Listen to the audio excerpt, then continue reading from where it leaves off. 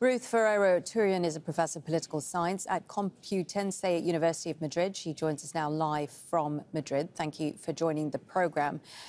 Give us a sense of how big these protests are in Spain. To what extent are they impacting the wider society, even the economy?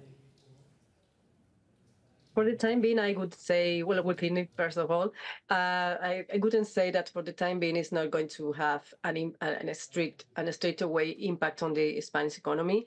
We have to think about that they are like spotting in different times of the weeks. In different weeks, they started to mobilize in January, but then they're in different places and in different parts of the country.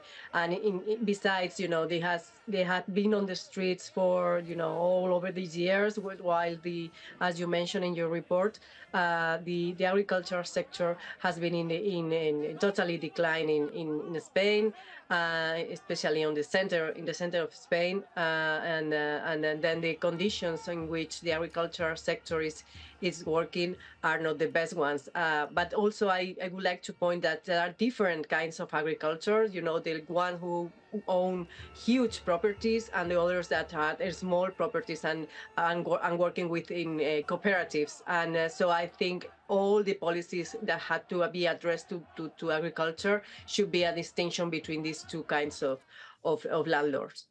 I mean, there seems to be a number of issues obsessing farmers in Europe. I mean, red tape, excessive environmental rules, competition from cheap imports. When it comes to Spain, what seems to be the biggest issue for farmers? The biggest issue here has to do with the water. We don't have water. We are one of the countries with a more huge impact on the field, and also the European regulation has this effects on rising the production costs plus the profit collapse, and all together it's making that bad crops coming on the last over the last years. Like for instance, the olive it's like falling apart, and also wine, and also other typical production coming from Spain is being very, very affected by the absence of water, and that if you match that together with the strict normative coming from the European Union and with the free trade agreements, then you have an explosive moment.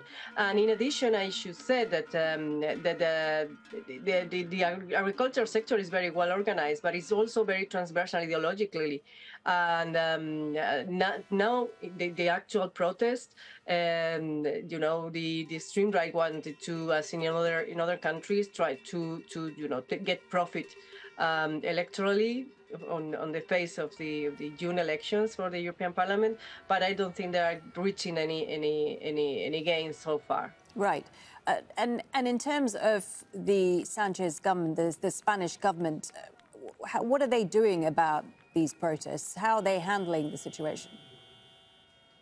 Well, for the time being, there is no huge decision has been taken, not so far.